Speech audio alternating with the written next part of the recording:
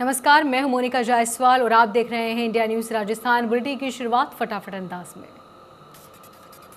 पूर्व प्रधानमंत्री अटल बिहारी वाजपेयी की आज तीसरी पुण्यतिथि है। इस मौके पर राष्ट्रपति रामनाथ कोविंद ने अटल समाधि स्थल पहुंचकर अटल बिहारी वाजपेयी को नमन किया और श्रद्धांजलि दी।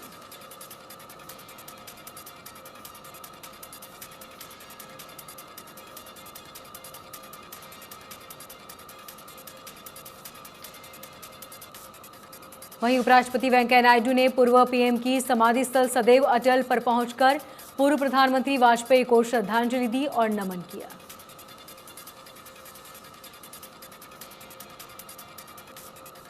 पीएम मोदी भी सदैव अटल पहुंचे और उनकी याद में उनकी समाधि स्थल पर थोड़ा समय बिताया और उन्हें श्रद्धांजलि दी। लोकसभा अध्यक्ष ओम बिरला ने भी पूर्व पीएम अटल बिहारी वाजपेयी को उनके समाधि स्थल पर श्रद्धांजलि दी और उनके योगदान को याद किया।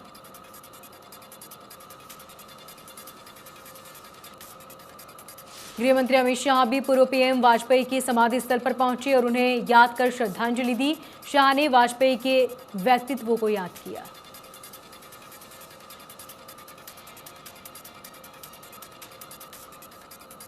गृह मंत्री ने अटल बिहारी वाजपेयी की पुण्यतिथि पर कहा कि उनके जैसा जन नेता पाकर भारतीय राजनीति धन्य हुई। उनके जीवन का एक एक पल भारत को परम वैभव के शिखर पर ले जाने में समर्पित रहा।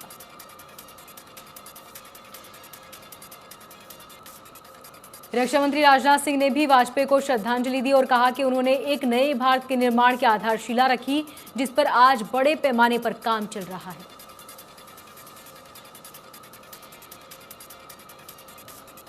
बीजेपी अध्यक्ष जेपी नड्डा ने पूर्व प्रधानमंत्री अटल बिहारी वाजपेयी को पुण्यतिथि पर याद किया और श्रद्धांजलि अर्पित की।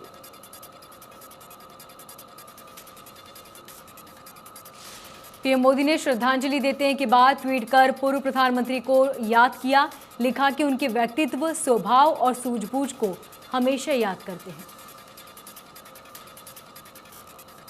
पीएम ने लिखा कि देश की प्रगति में उनके योगदान को याद रखते हैं। साथ ही लिखा कि अटल जी हमारे देशवासियों के दिलों और दिमाग में रहते हैं। महिला कांग्रेस की राष्ट्रीय अध्यक्ष स्मिता देव ने पार्टी से इस्तीफा दे दिया। इस्तीफे से पहले उन्होंने सोशल मीडिया पर जानकारी दी।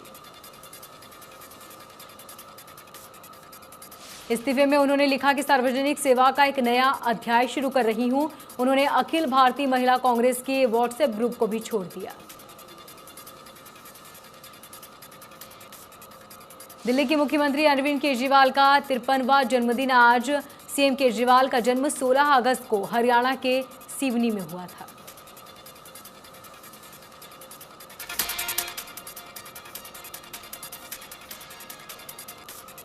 इस अवसर पर प्रधानमंत्री मोदी ने उन्हें शुभकामनाएं दी और उनके दीर्घायु की कामना की। पीएम ने ट्वीट कर बर्थडे विश किया।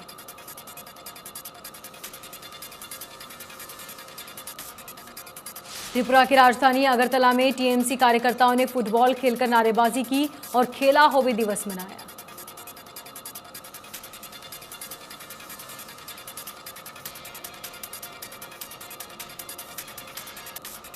आजादी के 75वें साल पर राम की नगरी अयोध्या में सरयू तट पर मां भारती की भव्य आरती उतारी गई।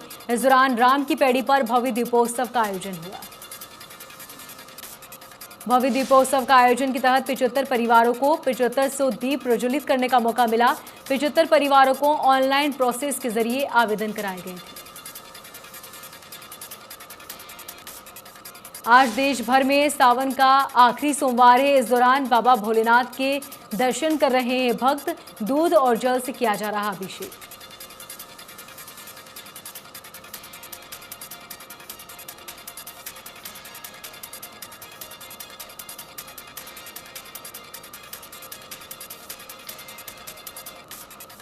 उत्तर प्रदेश के अयोध्या में सावन के चौथे और आखिरी सोमवार को शिव भक्तों की भीड़ उमड़ी।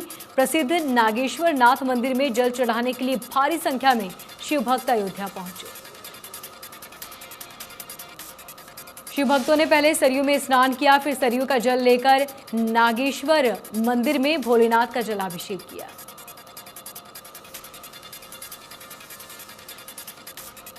मान्यता है कि अयोध्या का नागेश्वर नाथ मंदिर काफी प्राचीन है। इसे भगवान राम के पुत्र कुश ने बनवाया था। सावन का आखिरी और चौथा सोमवार आज 22 अगस्त को सावन का महीना खत्म हो जाएगा। भक्त मंदिरों में पहुंचकर भगवान शिव का कर रहे जलाभिषेक। भगवान शिव के दर्शन के लिए लंबी लंबी कतारें लगी। काशी में आखिरी सोमवार होने के चलते विश्वनाथ मंदिर में बाबा के दर्शन के लिए श्रद्धालु पहुंचे। उत्तर प्रदेश के मुरादाबाद में 9वीं से 12वीं तक के स्कूल खोले गए। राज्य सरकार ने प्रदेश में आज से 9वीं से 12वीं तक की कक्षाओं को खोलने का निर्णय लिया। बिहार में भी आज से 1ली से 8वीं तक के स्कूल खुल गए हैं। स्कूलों में कोरोना गाइडलाइंस का पालन करने की अपील की गई और साथ ही सैनिटाइजेशन की व्यवस्था भी की गई। पंजाब के लुधियाना में आज से RT-PCR नेगेटिव रिपोर्ट के साथ या वैक्सीन की दोनों डोज लगवाना अनिवार्य होगा, तभी मिलेगा एंट्री। कोरोना को देखते हुए राज्य सरकार ने फैसला लिया। भारत में पिछले 24 घंटे में 32,937 नए मामले सामने आए। 417 लोगों की मौत। एक दिन में 35,909 मरीज स्वस्थ हुए। देश में कोरोना के कुल मरीजों की संख्या 3 करोड़ 22 लाख के पार। संक्रमित मरीजों की संख्या 3,81,000 के पार। महाराष्ट्र में 24 घंटे में 4,000 से ज्यादा नए कोरोना के मामले सामने आए। 3,710 लोग डिस्चार्ज हुए। एक दिन में 130 लोगों की मौत हुई। मुंबई में 24 घंटे में 267 नए कोरोना के मामले सामने आए। वहीं 4 लोगों की मौत हुई। संक्रमितों का कुल आंकड़ा 7 लाख के पार।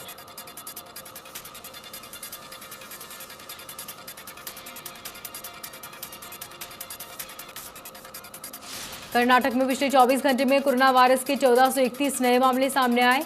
वहीं 1611 लोग डिस्चार्ज हुए। मृतकों का कुल आंकड़ा 36,000 के पार। दिल्ली में 24 घंटे में कोरोना वायरस के 53 नए मामले सामने आए। 18 लोग रिकवर हुए। संक्रमितों का कुल आंकड़ा 14,37,000 के पार। महाराष्ट्र सरकार ने कोरोना के बीच बाहर से आ रहे यात्रियों पर बड़ा फैसला लिया। अब राज्य में अगर कोई भी व्यक्ति एंट्री लेगा तो उसे कोरोना की वैक्सीन की दोनों डोज लगाना अनिवार्य होगा। वहीं अगर वैक्सीन नहीं लगी है तो नेगेटिव RT-PCR रिपोर्ट दिखाना जरूरी होगा। अगर इन नियमों का पालन नहीं हुआ तो बाहर से आ रहे यात्रियों को महाराष्ट्र में 14 दिनों के लिए क्वारंटीन रहना होगा। देश में पिछले 24 घंटे में 17,053 नए मामले सामने आए। वैक्सीन के लोगों ने डोज लगवाई। टीकाकरण का कुल आंकड़ा 54 करोड़ 58 लाख के पार।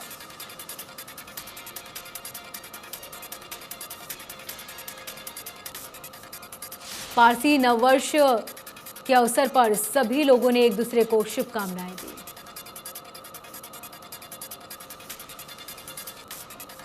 राजस्व मंत्री हरीश चौधरी ने बायतू स्थित अपने आवास पर बाड़मेर जिले और विभिन्न क्षेत्रों से आए आमजन की समस्याओं को सुनकर निराकरण किया।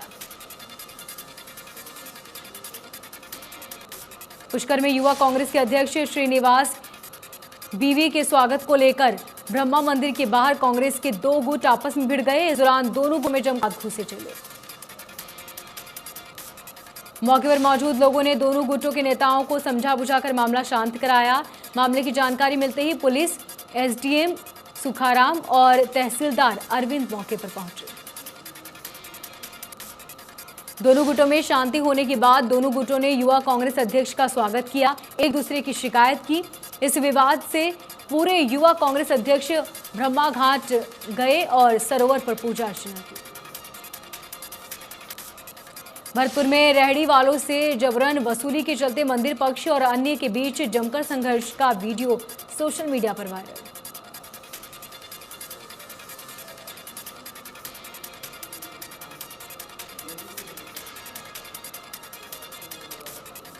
टोंक की निवाई सदर थाना पुलिस ने संयुक्त कार्रवाई करते हुए 16 ट्रैक्टर, 17 ट्रॉली और 4 डंपर जब्त किए। पुलिस ने मुखबिर की सूचना पर कार्रवाई को अंजाम दिया।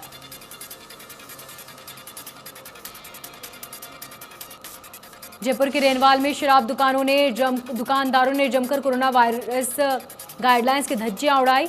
रेनवाल की डुगरी खुर्द में खुलेआम शराब की बिक्री हुई।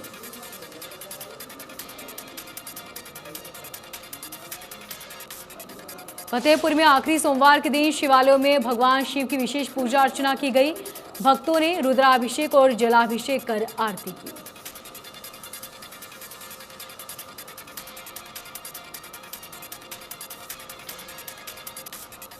सावन के आखिरी सोमवार के दिन सुजानगढ़ के शिवालयों में बाबा भोले के भक्तों ने भगवान शिव का जलाभिषेक किया। शिवालयों में बाबा भोलेनाथ की भव्य झांकी सजाई गई। सीकर के शिव मंदिरों में भक्तों ने भगवान शिव की पूजा अर्चना की। इस दौरान शिवालयों में हर हर महादेव के जयकारे लगे।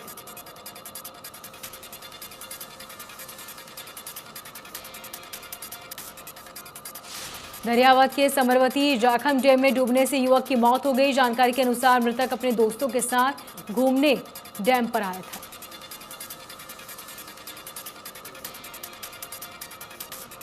बूंदी की डाबी में खदान में भरे पानी में डूबने से 18 साल के युवक की मौत हो गई। मृतक का नाम बाबूलाल बताया जा रहा है और हिंडौन सिटी में अपने पिता के साथ रहता था। मृतक पिता के साथ डाबी में मजदूरी किया करता था। जानकारी के अनुसार युवक को तैरना नहीं आता था।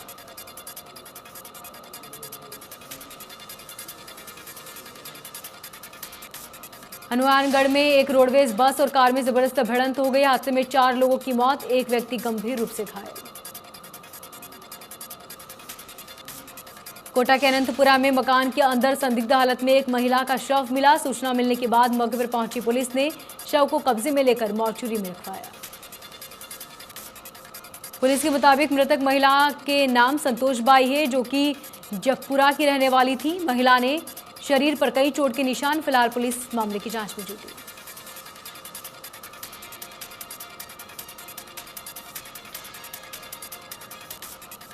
ग्वालियर में अभी बारिश का पानी जमा हुआ है, जिसके चलते डेंगू का खतरा बढ़ चुका है। इसी वजह से स्वास्थ्य विभाग ने जिले के बाढ़ पीड़ितों से कई गांवों में डेंगू लार्वा के सर्वे का काम शुरू कर दिया। साथ ही शहर के संवेदनशील इलाकों में भी सर्वे का काम शुरू किया गया। हालांकि बाढ़ प्रभावित इलाकों में अब तक किसी भी गांव का डेंगू का लार्वा नहीं लिया गया।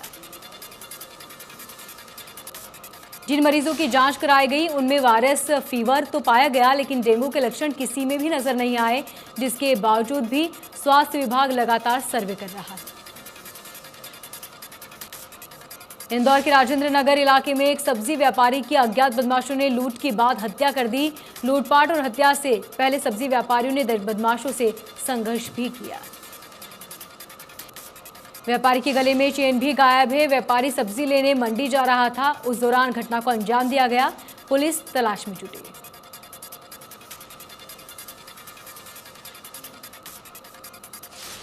छत्तीसगढ़ में शिक्षा मंत्री के जिले के स्कूलों की हालत बदहाल। सूरजपुर जिले के ओढ़नी ब्लॉक बच्चे 3 कमरों की छतों में भी दरार आ गई है। स्कूल के ऑफिस की हालत बेहाल है, इसमें जोखिम में डाल पढ़ाई कर रहे हैं। शिक्षा मंत्री का कहना है स्कूल का भवन जर्जर एक दिन में नहीं हुआ। पति पत्नी फांसी के फंदे पर लटकाया।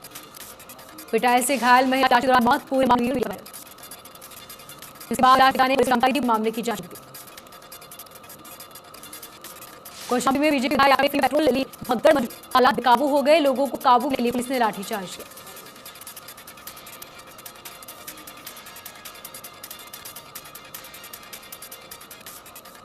उन्नाव में अज्ञात युवक का शव मिलने से सनी राह ने शव को जानकारी पुलिस को दी। पुलिस ने हत्या की आशंका जताई। बिजनौर के थाना कीर्तनपुर में ट्रेन की चपेट में आने से एक तेंदुए की मौत हो गई। वन विभाग की टीम ने तेंदुए को पोस्टमार्टम के लिए भेजा।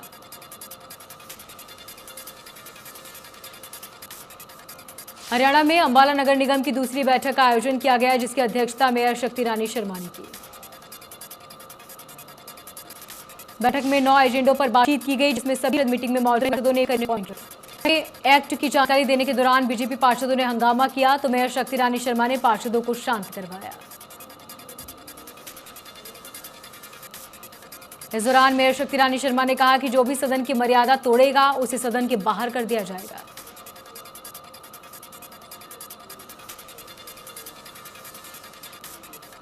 लगातार बिगड़ते जा रहे अफगानिस्तान के हालात। कुछ दिनों में तालिबान ने अफगानिस्तान के तालिबान की कहा कि उन्हें अफगानिस्तान के रावती पैलेस पर कब्जा जमाया है। तालिबान की डिप्टी लीडर बराधाई की बैठक करेंगे। अफगानिस्तान के रावती अशरफ गनी ने तालिबान के कब्जे के बाद देश छोड़ दिया। वो ओमान में अमेरिकी एयरबेस पर पहुंचे।